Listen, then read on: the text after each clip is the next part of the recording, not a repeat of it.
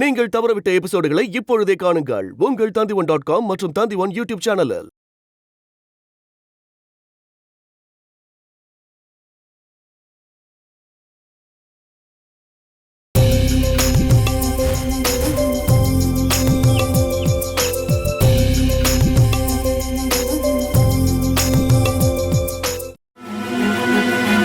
கொலை பண்ண குற்றவாளிகளுக்கு கிடைக்கிற தண்டனையை விட பெண் வன்கொடுமை பண்றவங்களுக்கு அதிக தண்டனை கிடைக்குது இப்போ. அதனாலதான் சொல்றேம்மா, அந்த சந்திரன் கண்டிப்பா ஜெயில தான் இருக்கணும். நானும் அதை பத்தி யோசிச்சேம்மா. நான் மட்டும் நினைச்சிருந்தா எத்தனையோ தடவை அந்த ஆளை ஜெயிலுக்கு என்னால அனுப்பியிருக்க முடியும். ஆனா அப்போல்லாம் நான் அமைதியா இருந்ததே சில உண்மைகளை அந்த ஆள்கிட்ட இருந்து நான் தெரிஞ்சுக்கதான். ஆமாமா, நம்ம அப்பா எங்க இருக்காருன்னு அந்த காராளி சந்திரனுக்கு மட்டும் தான் தெரியும். அவனை மட்டும் நம்ம ஜெயிலுக்கு அனுப்பிட்டோம்னா அதுக்கப்புறம் நாம அப்பாவை கண்டுபிடிக்கிறது ரொம்ப ரொம்ப கஷ்டமான வேலையாயிடுமா. அதுக்காக நம்ம போலீஸ்ல அவனை காட்டி கொடுக்காம விட்டுட்டோம்னா என் குழந்தைங்கள அவன் கண்டிப்பா வாழவே விட மாட்டாமா. நீ சொன்ன மாதிரியே திரும்பவும் வருவான். நம்ம துளசி வாழ்க்கைய அழிக்க வருவான். இல்லம்மா, அதுக்காக சில பிளான்ஸை இப்ப நான் போட்டு வச்சிருக்கேன்.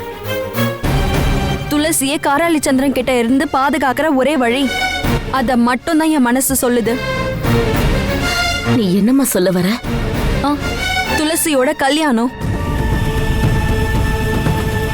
ஆமாமா, சீக்கிரமா நாம துளசியோட கல்யாணத்தை முடிச்சாகணும். மாப்பிள்ள வேற யாரும் இல்லம்மா, ராய் அலெக்ஸ். இல்லம்மா, அது அம்மா நீங்க இதை கண்டிப்பா எதிர்க்க கூடாது. நான் ரொம்ப யோசனை பண்ணி தான் இந்த முடிவை எடுத்திருக்கேன். துளசியோட வாழ்க்கையில எப்பவுமே அவ பாதுகாப்பா இருக்கணும்னு நீங்க ஆசைப்படுறதா இருந்தா அவளோட கழுத்துல ராய் தான் தாலி கட்டி ஆகணும். தம் பிள்ளைங்க சந்தோஷமா இருக்கிறத பார்க்கதான் எந்த ஒரு அப்பா அம்மாவும் ஆசைப்படுவாங்க. உனக்கு எது சரின்னு படுதோ நிச்சயமா அதை நான் தடுக்க மாட்டேம்மா.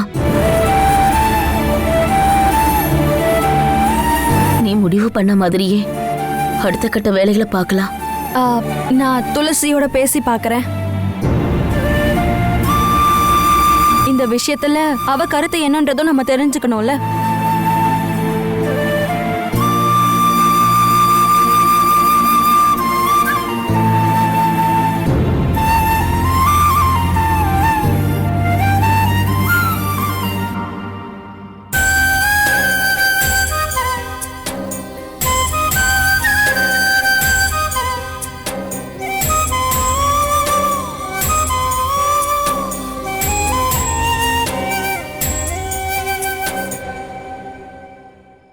துளசி,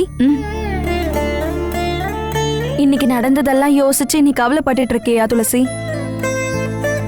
வாழ்க்கையில எதிர்பாராத சில விஷயங்கள் நடக்கிறப்போ யாரா இருந்தாலும் கவலைப்படுவாங்கல்ல. எப்படியோ பெருசா எதுவும் நடக்கிறதுக்கு முன்னாடி ராய் அங்க வந்துட்டாருல்ல, அதுவே பெரிய நிம்மதிமா. உன்னோட வாழ்க்கையில இனி நீ எப்பவும் நிம்மதியா வாழணும்னா ராய் எப்பவுமே உன் கூடவே இருக்கணும்னு நாங்க ஆசைப்படுறோம். அதனாலதான் உன் அனுமதிக்கு கூட காத்திருக்காம அன்னைக்கு நானும் அம்மாவும் சேர்ந்து கல்யாண விஷயத்த பத்தி பேசுறதுக்காக ஆனி டீச்சரை பார்க்க போனோம்.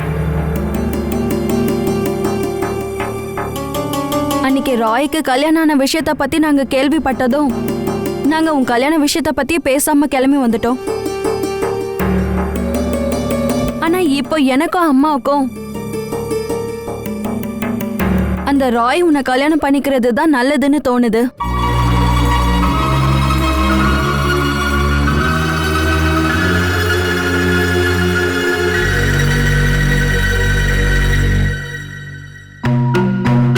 காரணம் என்னன்னு நான் சொல்லாமலே உனக்கு தெரியும்ல. அந்த காராளி சந்திரன் உன்னை இதுக்கு மேலேயும் இதே மாதிரி உன்னை தொந்தரவு பண்ணலாமா? அதுக்கு ஒரு முடிவு கட்டணும்னா ராய் மாதிரியான ஒரு ஆள் தான் உனக்கு புருஷனா வரணும். அதனாலதான் அவருக்கு கல்யாணம் ஆயிடுச்சுன்னும் ஒரு குழந்தையோட அப்பான்னு தெரிஞ்சிருந்தோம் நாங்க இந்த கல்யாணத்தை உனக்கு பண்ணி வைக்கலாம்னு யோசிக்கிறோம். ஆனா உனக்கு ராய கல்யாணம் பண்ணிக்கிறதுல விருப்பம் இல்லைன்னா நாங்க யாரும் உன்னை கல்யாணம் பண்ணிக்க சொல்லி கட்டாயப்படுத்த மாட்டோம். என்னை பல நேரங்கள்ல காப்பாத்தினவர் தான் ராய் சார். இது வரைக்கும் எப்பவும் அவர் என்ன தப்பான பார்வை பார்க்கவோ இல்ல பேசவோ செஞ்சதே கிடையாது. இதோ இப்ப நான் இங்க நின்னு பேசுறதுக்கு காரணமே ராய் சார் தான். அவர் மட்டும் அங்க வந்து என்னை காப்பாத்தாம இருந்திருந்தா ஒருவேளை என்னோட வாழ்க்கையையே இந்த காராளி சந்திரனால நான் இழந்திருப்பேன். ஆனா அதுக்காக மட்டும் ராய் சார் என் வாழ்க்கையில வரணும்னு நான் சொல்ல மாட்டேன். ஒருவேளை நான் அப்படி ஆசைப்பட்டாலும் அவர் மனசுல அப்படி ஒரு எண்ணம் இருக்காது. இப்போ அவரோட உலகங்கிறது எமி பாப்பா தான். அதனால இப்போ இன்னொரு கல்யாணம் பண்ணணுங்கிற எண்ணம் அவர் மனசுல இருக்காதுன்னு நினைக்கிறேன். அப்புறம் அவர் டிவோர்ஸ் ஆனவருங்கிறதையும் ஒரு குழந்தையோட அப்பாங்கிறதையும் நான் பெருசா நினைக்கல. அவருக்கு என்ன கல்யாணம் பண்ண சம்மதம்னா நான் கண்டிப்பா உன் முடிவையும் அம்மாவோட முடிவையும் எதிர்க்க மாட்டேன். உன் மனசுல என்ன இருக்குன்னு நான் தெரிஞ்சுக்கணும்னு ஆசைப்பட்டேன். உனக்கு இதுல எந்த விரோதமும் இல்லாததுனால இனி என்ன பண்ணணுமோ அதை நான் பண்றேன். நாளைக்கே ராய் கிட்டையும் ஆனி ஆண்டி கிட்டையும் பேச ஏற்பாடு பண்றேன். நம்ம நினைச்சபடியே எல்லாமே நடந்தா உன்னோட கல்யாணத்தை நான் பண்ணி வைப்பேன். சீக்கிரமே நான் நடத்தி வைக்கிறேன்.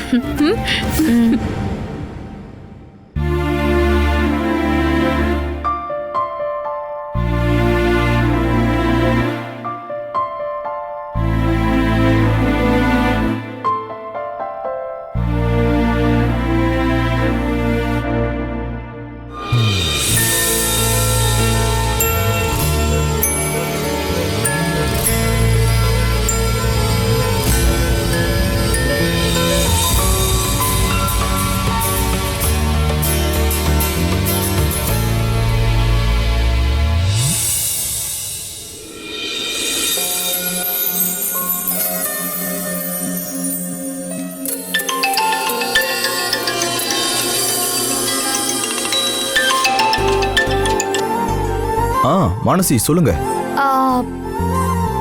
நான் உங்களை கொஞ்சம் பார்க்கணுமே சார். இப்போ வா. இப்போ இல்ல, நாளைக்கு.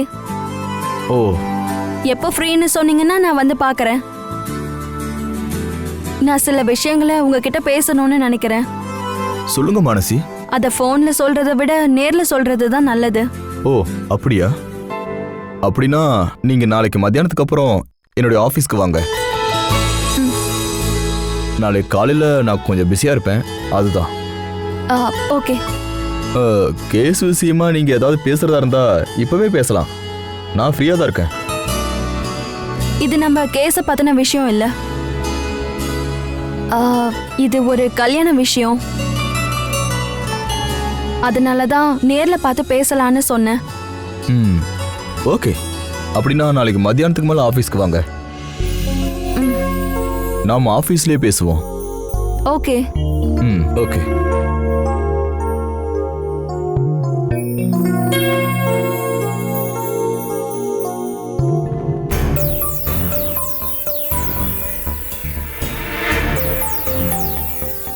யாரோட கல்யாணத்தை பத்தி பேச போறான்னு தெரியலையே. ஒருவேளை மானசி கல்யாண விஷயமா இருக்குமோ?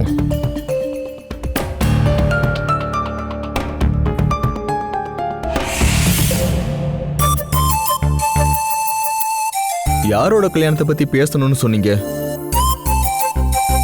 உங்க கல்யாணமா? ஆனா அதுக்கு நீங்க டிவோர்ஸ் கிடைக்கிற வரைக்கும் வெயிட் பண்ணி ஆகணும். நான் ஏன் கல்யாணத்தை பத்தி பேச வரல, நான் துளசியோட கல்யாணத்தை பத்தி தான் பேச வந்தேன். ஓ, துளசிக்கு கல்யாணம் முடிவு பண்ணிட்டீங்களா? மாப்பிள்ளை எந்த ஊரு? மாப்பிள்ளை பையனை பத்தி பேசுறதுக்காக தான் நான் உங்களை பார்க்கவே வந்திருக்கேன். துளசிய ராய்க்கு கல்யாணம் பண்ணி வைக்கலான்னு நாங்க ஆசைப்படுறோம்.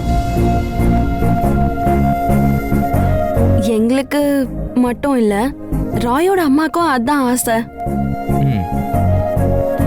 ஆனி டீச்சர் கிட்ட நாங்க பேசணும். ஓஹோ. ஆ, இனி எங்களுக்கு தேவை ராயோட சம்மதம் மட்டும்தான். ராய் உங்களோட ஃப்ரெண்டு தானே, அதனால நீங்க கொஞ்சம் பேசுனீங்கன்னா ராயோட மனசுல என்ன இருக்குன்னு தெரிஞ்சுக்கலாம்ல. ராய் கிட்ட நான் பேசுறேன், இன்னைக்கே பேசுறேன். அப்புறம் நான் உங்ககிட்ட ஃபோன் பண்ணி சொல்றேன். உங்களுக்கு ராயோட ஃபுல் கதை தெரியும்ல? அவனுக்கு டிவோர்ஸ் ஆயிடுச்சு. அது மட்டும் இல்ல, ஒரு பொண்ணோட அப்பா வேற அவன். இதெல்லாம் தெரிஞ்சும் துளசியை ஏன் ராய்க்கு கல்யாணம் பண்ணி வைக்க ஆசைப்படுறீங்கன்னு தான் எனக்கு தெரியல. ராய்க்கு டிவோர்ஸ் ஆயிடுச்சு, குழந்தை இருக்குங்கிறதெல்லாம் நாங்க கண்டுக்கல.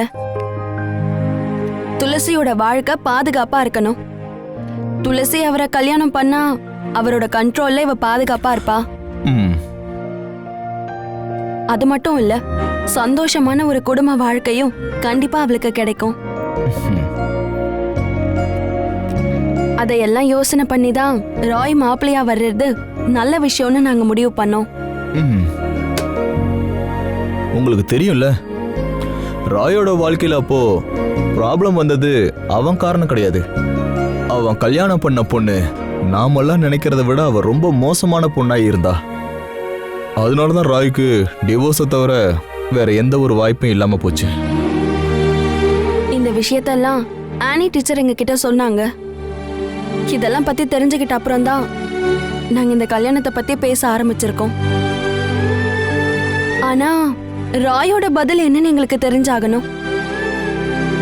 அதனாலதான் உங்களை நாங்க அவர்கிட்ட பேச சொல்றோம். அவன் வேணான்னு சொல்ல மாட்டான்னு நினைக்கிறேன். இருந்தாலும் ராய் மனசுல என்ன இருக்குன்னு தெரிஞ்சுக்க நான் அவங்கிட்ட பேசி பார்க்கறேன். ஓகே, அப்போ நான் கிளம்புறேன். ம், சரி. ம்.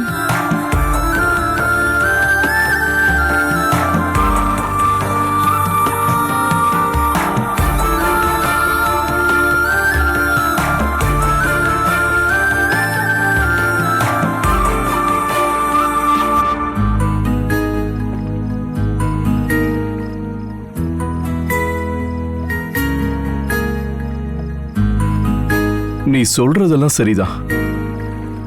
ஆனா என்னோட தகுதி என்னன்னு நான் யோசிக்க வேண்டாமா? நான் இப்போ டிவோர்ஸ் ஆனவன் மட்டும் கிடையாது, எனக்கு ஒரு குழந்தையும் இருக்கு. அதெல்லாம் துளசி மாதிரியான ஒரு பொண்ணால ஏத்துக்க முடியாது.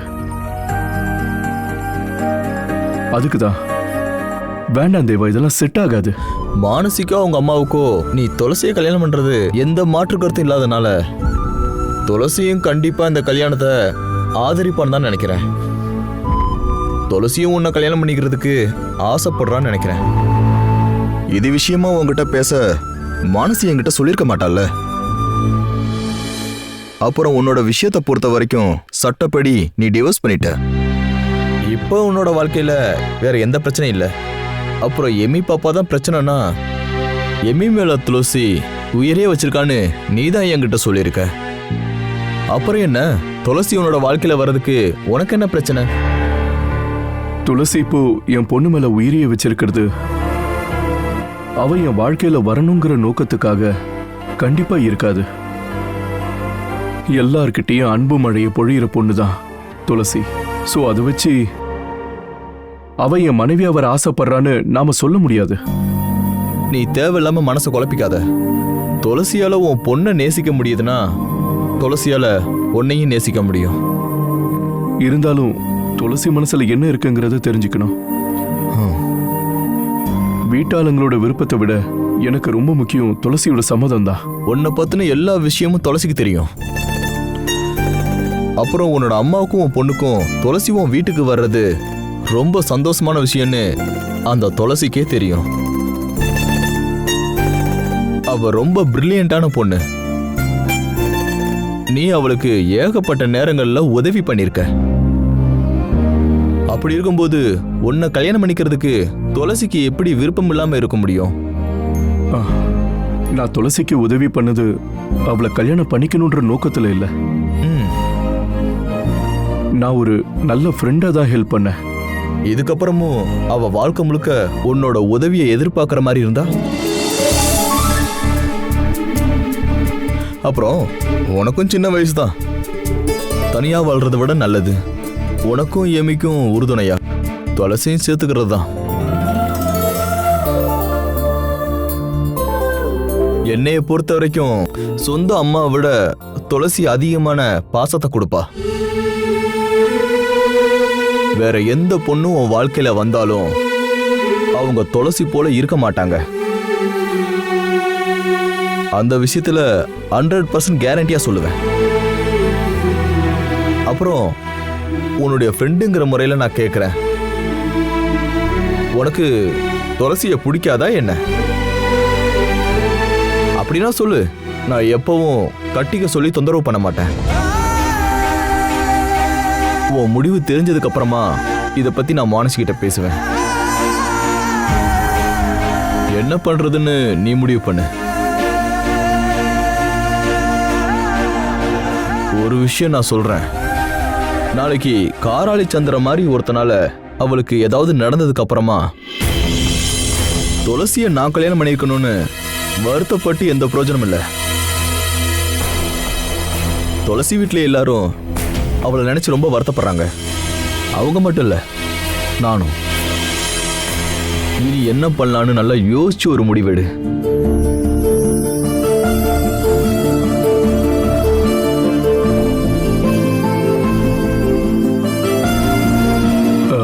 துளசிக்கு இதுல சம்மதம்னா எனக்கும் துளசியை கல்யாணம் பண்ணிக்க சம்மதம் தான்.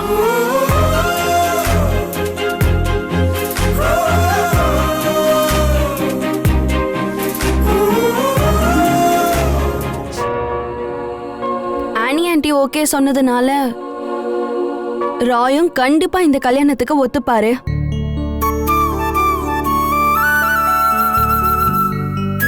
அவரு கல்யாணத்துக்கு ஒத்துப்பாரா இல்லையாங்கிற டவுட் எல்லாம் உங்களுக்கு வேண்டாம். இவளோட பதில் தான் எனக்கு ரொம்ப முக்கியம். ராயை கல்யாணம் பண்ணிக்க உனக்கு சம்மதம் தானே? நீங்க 2 பேரும் எப்பவும் எனக்கு நல்லது நடக்கணும்னு தான் ஆசைப்படுவீங்க. அதனால எனக்கு ராய் சாரை கல்யாணம் பண்ற விஷயத்துல மாற்று கருத்தெல்லாம் கிடையாது. எனக்கும் சம்மதம் தான்.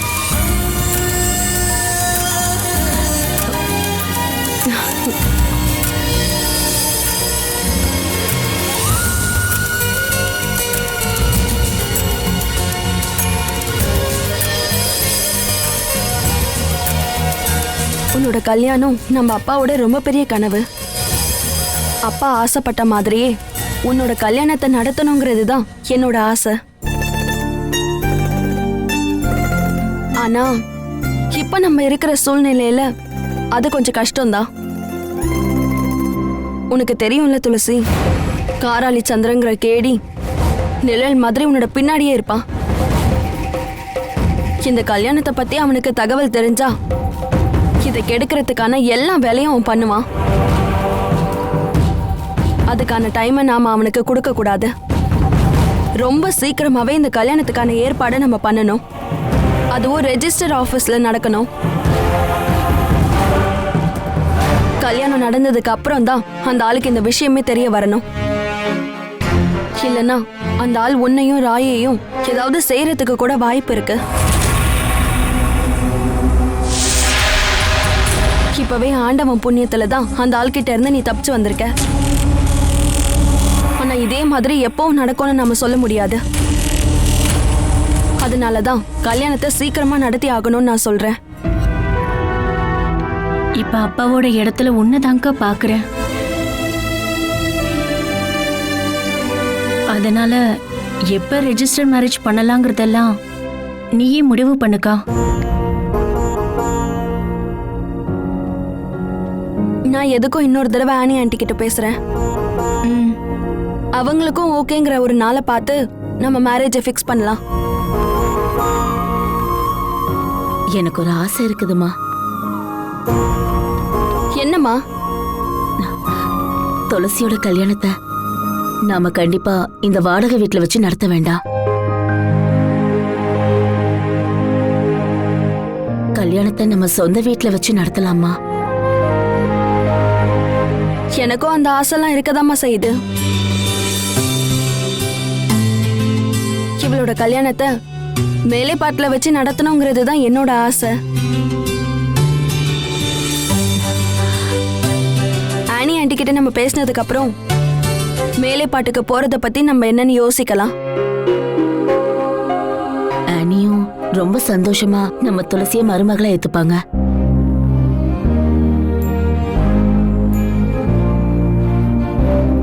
அந்த விஷயத்துக்காக நம்ம அவங்களுக்கு கால் பண்ணி கேட்க வேண்டிய அவசியம் இல்ல. நீ சீக்கிரமாவே நம்ம சொந்த வீட்டுக்கு போகிறதுக்கான ஏற்பாடு பண்ணுமா. மேலைப்பாட்டு வீட்டுக்கு போறதுக்கு ரொம்ப ஆசையா இருக்கீங்க போல. நம்ம வீட்டுக்கு போறது மட்டும் இல்லம்மா, துளசியோட கல்யாணத்தையும் நம்ம நடத்தி ஆகணும்.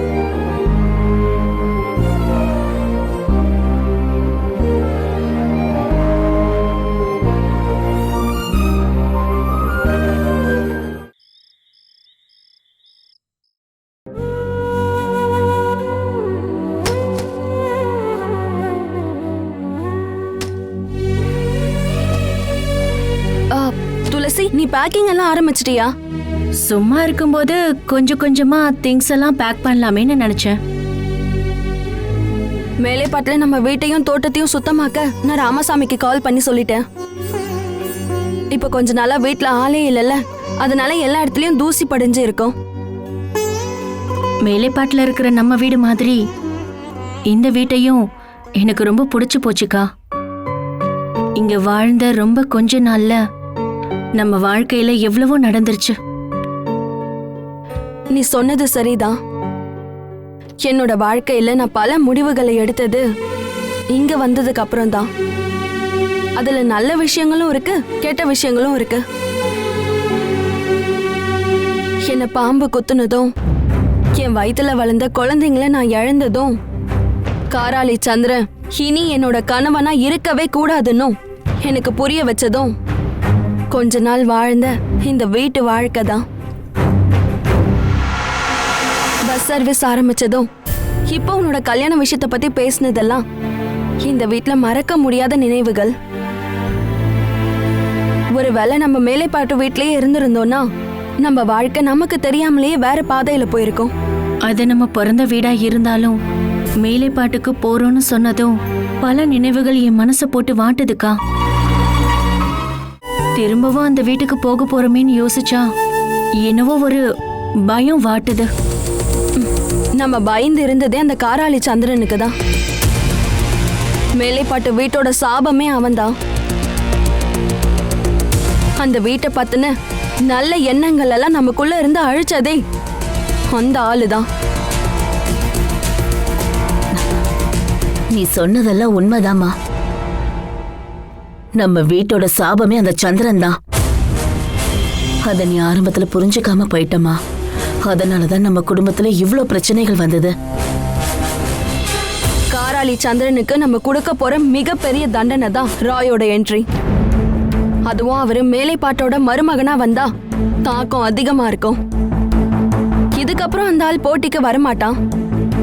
மீறி வந்தா தோல்வி வரப்போறது யாருக்குன்னு அந்த ஆளுக்கே நல்லா தெரியும். ஏன்னா இப்ப இவளை கட்டிக்க போறவரு சாதாரணமான ஆள் இல்ல, ரொம்ப திறமையான ஒரு போலீஸ் ஆபீசர். அதெல்லாம் சரிதாம்மா. ஆனா அந்த சந்திரன் ரொம்ப மோசமானவன். பதுங்கி இருந்து பாயறதுதான் எப்பவுமே அவனுங்க வேலை. இது வரைக்கும் சூழ்ச்சி பண்ணி நம்ம துளசியை அடையணும்னு நினைச்ச அவன் திரும்பவும் வருவான். நம்மள அழிக்கிறதுக்காகவே வருவான். இனிமே அந்த ஆளோட தொல்லையே துளசிக்கு இருக்க கூடாதுன்னு தான் ராய்க்கும் இவளுக்கும் கல்யாணத்தை உடனே நடத்தி வைக்கணும்னு நான் சொன்னேன். கல்யாணம் நடந்துட்டா துளசி ராயோட மனைவி. தாலி கட்டின பொண்டாட்டியை தொந்தரவு பண்ண யாராவது வந்தா எந்த புருஷனும் பார்த்துட்டு சும்மா இருக்க மாட்டான். அதுவும் ராய மாதிரி பலமும் துணிச்சலும் இருக்க ஒரு ஆளா இருந்தா அவன் காலிதான். நம்மள காலி பண்ணிடுவாங்கன்ற ஒரு பயம் இருந்தா தாக்க வரவனோட பலம் குறைஞ்சு போயிடும். அதுக்கப்புறம் அந்த ஆளோட மனசுல இருக்க கெட்ட எண்ணங்கள் மொத்தம் நிரந்தரமா குழி தோண்டி புதைச்சிட வேண்டியதா. இதுதான் இந்த வீட்ல நாம இருக்க போற கடைசி நாள். நாளைக்கு நம்ம மேலேப்பாட்டு வீட்டுக்கு போனதுமே உன்னோட கல்யாண வேலையை ஆரம்பிச்சிடலாம்.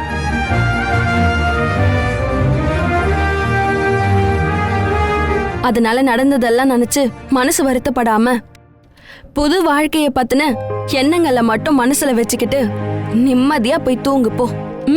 காராளி சந்திரன் மட்டும் இல்ல, இனி எவனுமே உன்னை தொந்தரவு பண்ண வரமாட்டான். அப்படி வந்தா அதை எப்படி ஃபேஸ் பண்ணணும்னு எனக்கு நல்லாவே தெரியும். வாமா.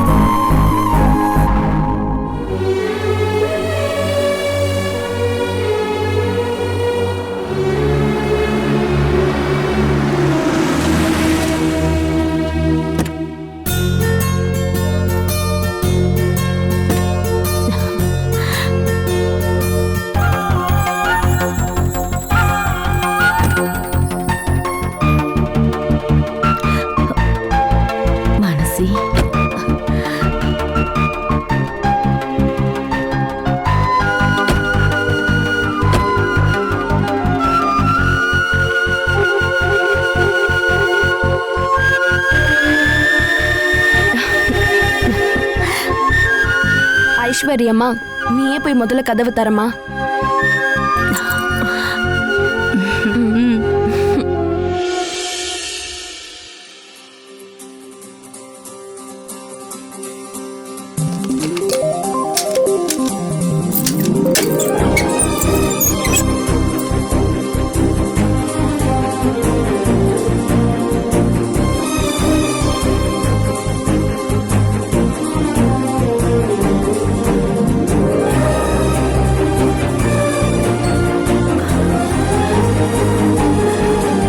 கால் பண்ணி சொன்னது ரொம்ப நல்லதா போச்சு.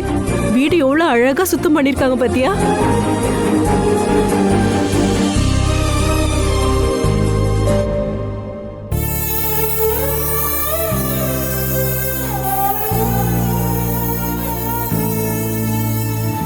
நீங்க எதுக்காக இப்படி வருத்தப்படுறீங்க? எனக்கு உங்க அப்பா ஞாபகம் வருதுமா.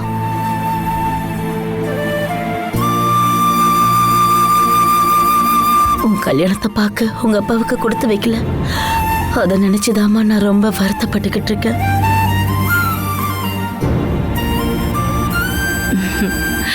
வருத்தப்படாதீங்கம்மா. நீங்க இப்ப கண் கலங்கன்னா எல்லாருக்கும் வருத்தமா இருக்கும். சின்ன வயசுல அப்பா எப்பவுமே என் கல்யாணத்தை பத்தி சொல்லிதான் வெறுப்பேத்துவாரு. என் கல்யாணத்துக்கு சிஎம்ஏ வருவாருன்னு அப்பா சொல்லும்போது நான் திரும்ப அப்பா கிட்ட கிண்டலா என் கல்யாணம் ரெஜிஸ்டர் மேரேஜ்னு தான் சொல்லுவேன். அப்ப நான் சொன்னது இப்ப உண்மையாயிடுச்சுல. என்னம்மா? அப்பாவை நினைச்சு நீங்க யாரும் கவலையே படாதீங்க. அப்பா எங்க இருந்தாலும் ரொம்ப சீக்கிரமாவே நான் அப்பாவை கண்டுபிடிப்பேன்.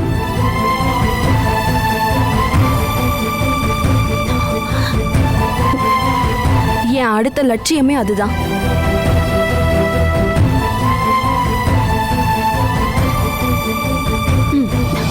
ஏமா, நாளைக்கு இங்க ஒரு ஃபங்க்ஷன் நடக்க போகுது. நம்ம துளசியோட கல்யாணம். அது இப்போ ரெஜிஸ்டர் ஆபீஸ்ல வச்சு நடந்தாலும் மண்டபத்துல வச்சு நடந்தாலும் அது மங்களகரமான விஷயம் தானே. அதனால எல்லாரும் கவலைகள் எல்லாம் மறந்துட்டு இந்த வீட கல்யாண வீடா மாத்துங்க. சரி பாரு துளசி, இந்த வீட்டுக்கு நம்ம வந்திருக்கிறது புது வரவு மாதிரி தானே. அதனால நம்ம முதல்ல பால் காய்ச்சணுமா. நீங்க 3 பேரும் கிச்சனுக்கு போங்க. நான் லக்கேஜ் எல்லாம் எடுத்துட்டு வந்துடுறேன். ஓகே, வாங்கம்மா போலாம்.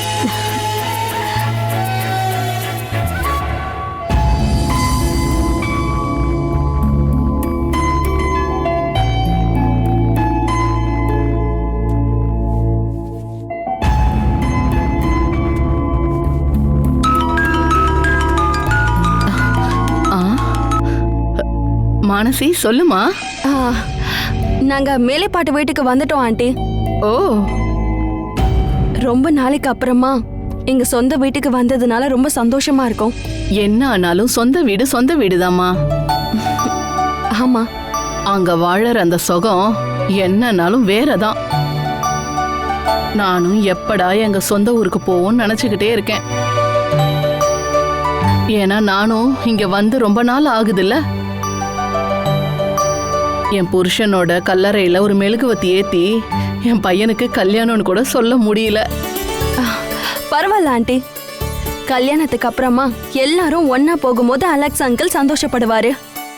அதுதான் சரி. ஒரு நாள் துளசியை கூட்டிட்டு போய் அவர் கல்லறையில ஒரு மெழுகுவத்தியை ஏத்தணும். அதுக்கப்புறம் அவர்கிட்ட இங்க பாருங்க, இதுதான் உங்க மருமகன்னு சொல்லணும். நிச்சயம் அவருக்கு என் மருமகளை ரொம்ப பிடிக்கும்.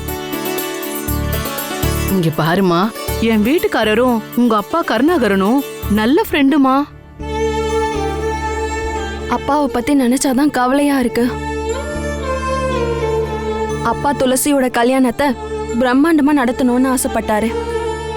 அப்பா இங்க இருந்திருந்தாருன்னா இந்த வீடே இப்போ திருவிழா மாதிரி இருந்திருக்கும் ஆண்டி. நீங்க எதுவும் கவலைப்படாதீங்க, கர்ணன்னா சீக்கிரமா வந்துருவாரு. நாளைக்கு ஃபங்க்ஷன் எல்லாம் எப்படி பிளான் பண்ணிருக்கீங்க? நாங்க சொன்ன அதே டைமுக்கு ரெஜிஸ்டர் ஆபீஸ்க்கு வந்துருவோம். வேற யாரையும் தான் நாம கூப்பிடவே இல்லையே. எங்க சொந்தக்காரங்க கிட்ட கூட நான் இத பத்தி சொல்லல. கூப்பிட்டு பெருசா கல்யாணம் பண்ணி பாதிலேயே எல்லாமே முடிஞ்சிருதுல்ல.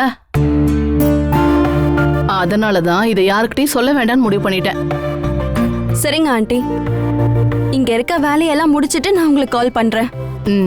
சரிம்மா. சரிங்க ஆண்டி, வைக்கிறேன்.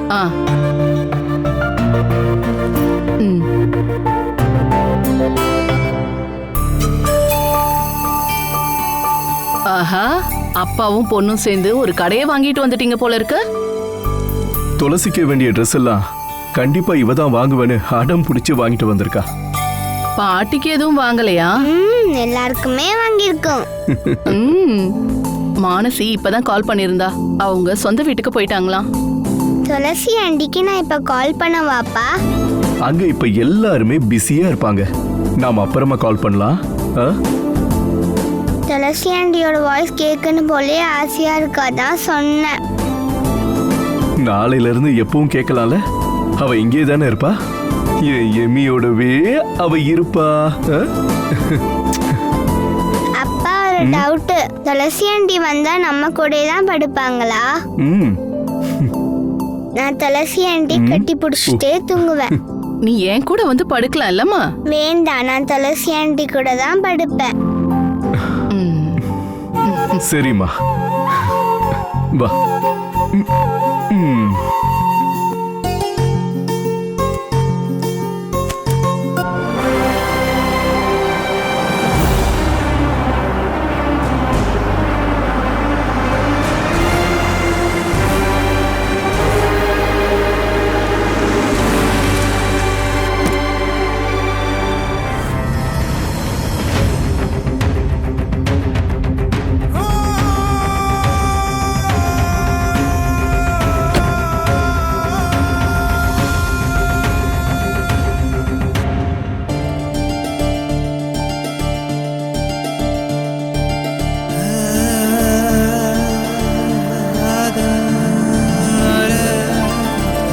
அம்மா,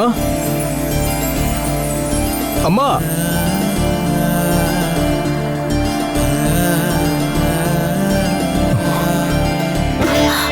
நந்து, அம்மா, வாப்பா. அம்மா, நந்து, நந்து, இவ்வளவு நாளா எங்க இருந்தப்பா? நந்து, நந்து, ஏன்பா உனக்கு அம்மாவை பார்க்கணும்னு தோணவே இல்லைல்ல?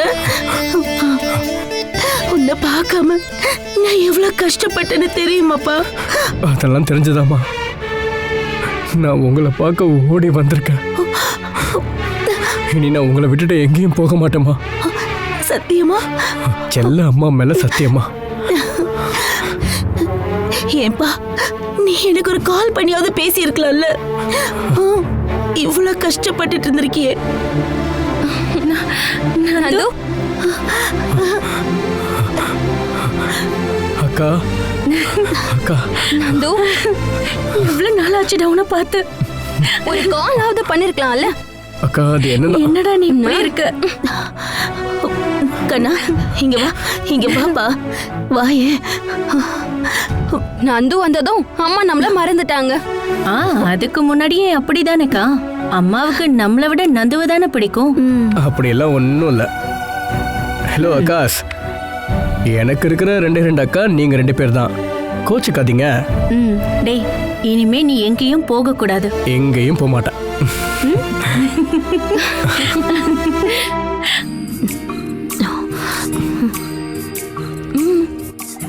அம்மாவுக்கு என்னாச்சு? சண்டைடா, சண்டை சண்டை சண்டையா? போ.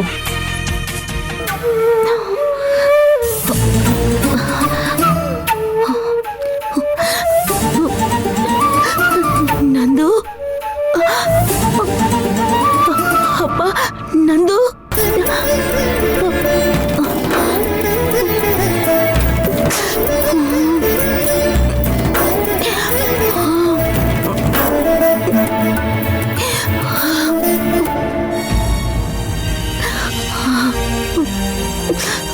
என்னாச்சுமா?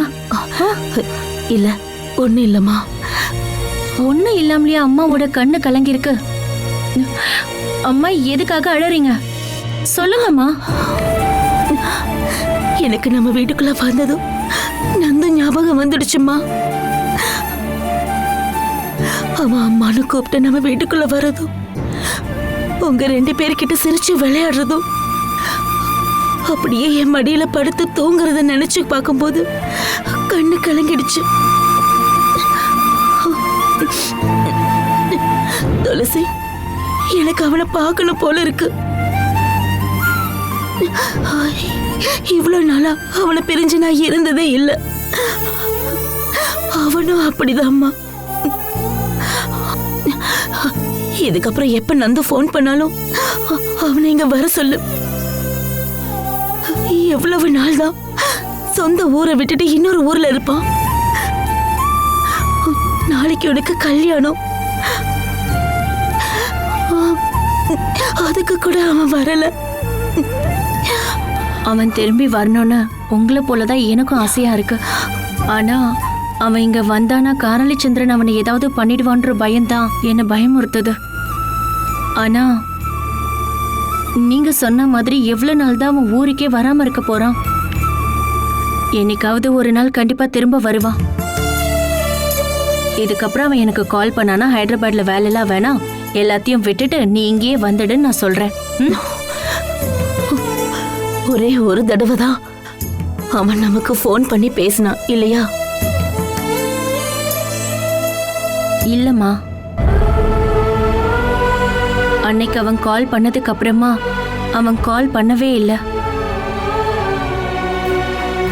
அன்னைக்கே ஒழுங்கா பேச முடியல. நந்துன்னு சொன்னதுமே போன் கட் ஆயிடுச்சு. அதுக்கப்புறம் அவன் காலே பண்ணல. இப்பவும் எனக்கு ஏதாவது கால் வந்துச்சுன்னா அது நந்துவா இருக்கணும்னு தான் நான் வேண்டிக்கிறேன். ஏன்னா நீங்க ஆசைப்படுற மாதிரியே நானும் அவன் என் கூட இருந்தா நல்லா இருக்கும்னு ஆசைப்படுறேன். இவ்வளவு நாளா நம்ம கூட பேசாம அவனால எப்படிமா இருக்க முடியுது? நாம ஆசைப்படுற மாதிரியே அவனுக்கும் ஆசை இருக்கும்ல, ஊருக்கு திரும்பி வந்து நம்ம எல்லாரையும் பார்க்கணும்னு. இது வரைக்கும் அவன் ஒரு போன் கூட பண்ணாததுதான் எனக்கு ரொம்ப கவலையா இருக்குமா. எதுவும் வேண்டாம், ஒரே ஒரு போன் பண்ணி நீங்க எப்படி இருக்கீங்கன்னு கேட்டாலே எனக்கு போதும்மா. நான் ரொம்ப சந்தோஷப்படுவேன். அது கூட இல்லையேம்மா. இதெல்லாம் நினைக்கும் போதுதான் எனக்கு ரொம்ப பயமா இருக்கு. அம்மா, வேற ஒரு ஊர்ல இருக்கான், அவனுக்கு ஏதாவது ஆகி இருக்குமோன்னு எனக்கு ரொம்ப பயமா இருக்குமா. இல்லனா எவ்வளவு நாளா அவன் நம்மள பிரிஞ்சு இருக்க மாட்டான். அம்மா நீங்க கவலைப்படாதீங்க, அவன் ஒரு ஆபத்துலயும் இல்ல. பூஜை அறையில நான் விளக்குகளை வச்சு பிரார்த்தனை பண்ணும்போது அந்த கடவுள்கிட்ட நான் எப்பவும் கேட்டுக்கிறது என்னோட நந்துவுக்கு எப்பவும் ஆயுசும் ஆரோக்கியமும் கூடன்னு தான். நான் பிரார்த்தனை பண்ற கடவுள் என்னை கவலைப்படுத்த மாட்டாங்கங்கிற நம்பிக்கையில சொல்றேன். ரொம்ப சீக்கிரமாவே நம்ம நந்து நம்ம கிட்ட வந்துருவான். அதுக்கப்புறம் உங்களோட கவலை எல்லாம் சீக்கிரம் போயிடும். நந்து வந்ததுக்கு அப்புறமும் என்னோட கவலை எல்லாம் அவ்வளவு சீக்கிரம் குறைஞ்சிடும்னு சொல்ல முடியாது. ஏன்னா அந்த சந்திரனை நாம சும்மா விடக்கூடாது. ஏன்னா அந்த சந்திரனை குத்தனதுக்காக நம்ம நந்துவ பழி வாங்குவான். அவனை கொலை பண்ண கூட தயங்க மாட்டான்.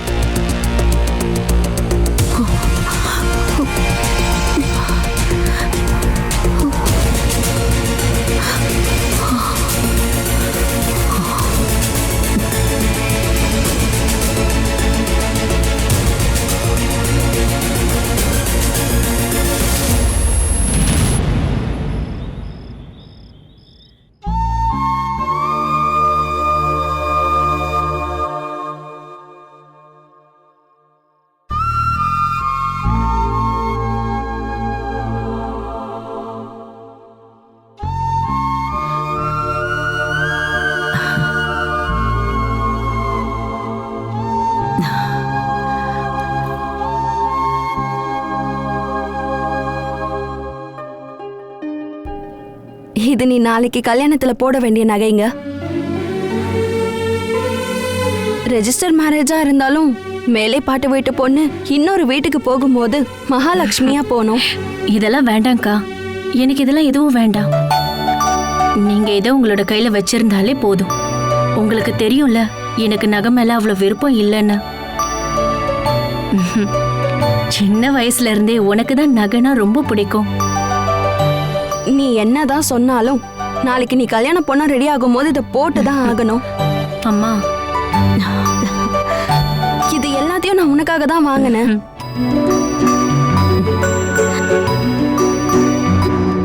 அப்பா இங்க இருந்திருந்தாருன்னா இதை விட அதிகமாவே உனக்காக அவர் வாங்கியிருப்பாரு. அப்பாவோட ஆசைப்படி பிரம்மாண்டமா உன்னோட கல்யாணத்தை நடத்த முடியலனாலும் வெறும் கையோட நான் உன்னை அனுப்பிட்டேன்ற எண்ணம் எனக்கு வராம இருக்கணும்னா நீ இதை வாங்கிக்கணும். மானசி சொன்ன மாதிரியே உங்க அப்பா இங்க இருந்திருந்தா உன்னோட கல்யாணத்தை கிராண்டா பண்ணிருப்பாருமா.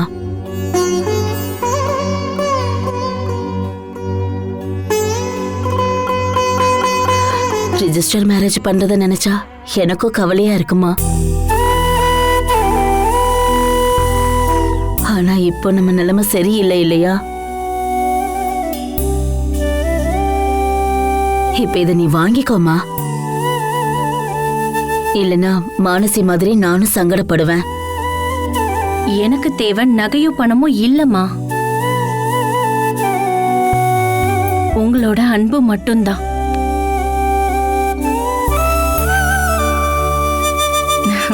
அது எப்பவும் என் கூடவே இருந்தா எனக்கு வேற எதுவுமே தேவைப்படாது.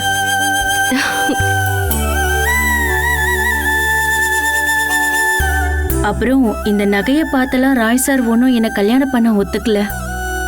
அவருக்கும் இப்படி நகைங்க மேல இன்ட்ரெஸ்ட்லாம் ஒன்றும் இல்லை. அதனால எதுவும் தேவையில்லைன்னு தான் நான் சொல்லுவேன். நீ சொல்றதெல்லாம் சரிதான். ராய் ஆசைப்பட்டது உன்னை மட்டும்தான்.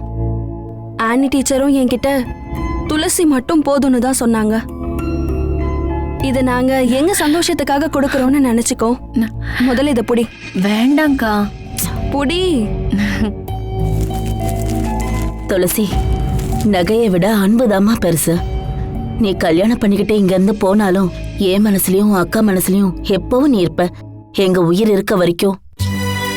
அம்மா அப்புறம் இங்க பாரு, நாளைக்கு காலையில சீக்கிரமா நீ எழுந்துக்கணும். அதனால படுத்து தூங்கு. Good night. Good night. Okay.